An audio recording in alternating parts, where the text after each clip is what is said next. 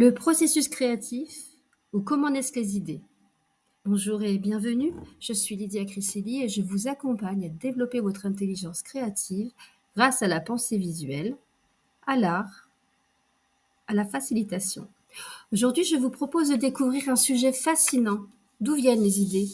Pourquoi certaines semblent apparaître comme par magie alors que d'autres nous échappent pendant des jours?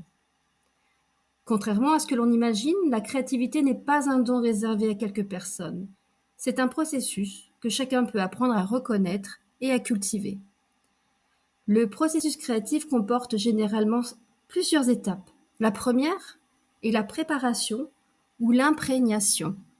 Tout commence par une question, un besoin, une envie, on observe, on lit, on échange, on dessine, on prend des notes. Que cherchons-nous? Quel est notre objectif?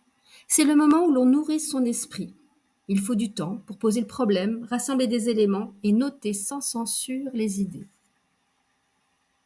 En tant qu'artiste, cette étape est essentielle, mais elle est également présente à chaque moment où la créativité est sollicitée, chez soi, au bureau ou ailleurs. Ainsi, une promenade, une conversation, une lumière particulière, un paysage peuvent devenir la source d'une future création.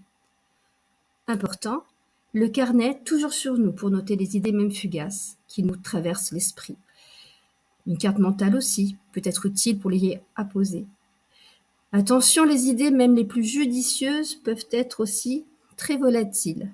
Et parfois, si on ne prend pas le temps de les noter instantanément, elles s'envolent.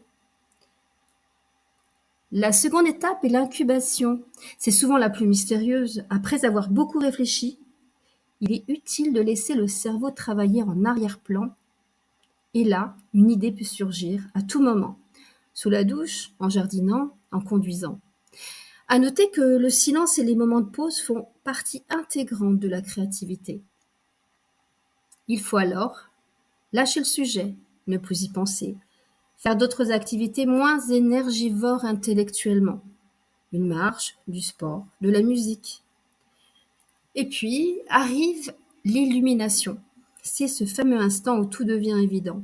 Une image qui apparaît, une solution qui prend forme, un titre qui s'impose, une composition qui semble se dessiner naturellement.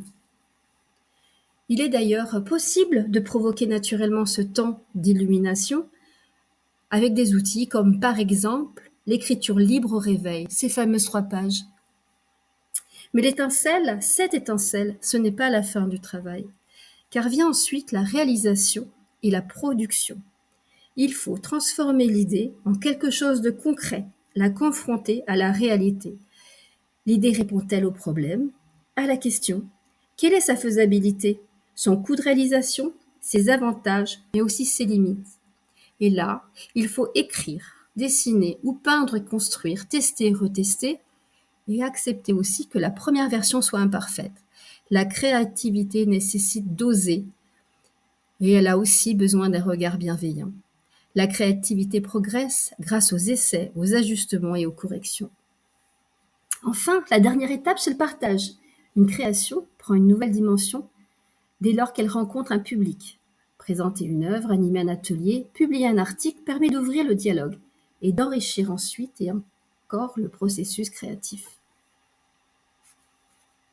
Je vous propose maintenant un exercice très simple. Prenez une feuille blanche. Au centre, écrivez un projet qui vous tient à cœur. Autour de ce mot, notez tout ce qui vous vient à l'esprit sans jugement. Des couleurs, des émotions, des idées, des personnes, des lieux. Laissez votre pensée circuler librement pendant 5 minutes. Vous serez probablement surpris par la richesse des associations qui apparaîtront.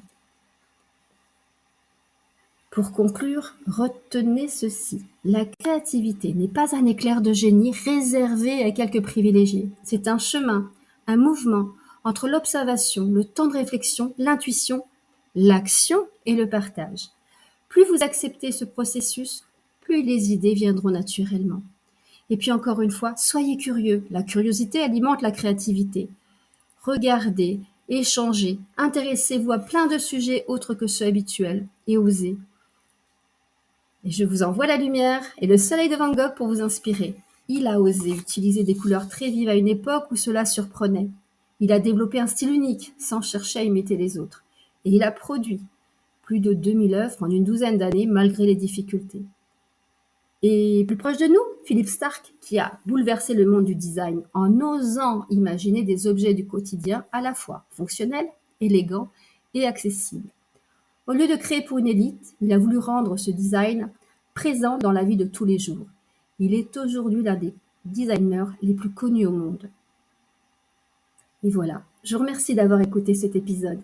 Si ce podcast vous a inspiré, je vous invite à le partager autour de vous et à poursuivre cette aventure créative lors d'un prochain épisode qui sera destiné aux clés des couleurs qui stimulent l'imagination. À très bientôt!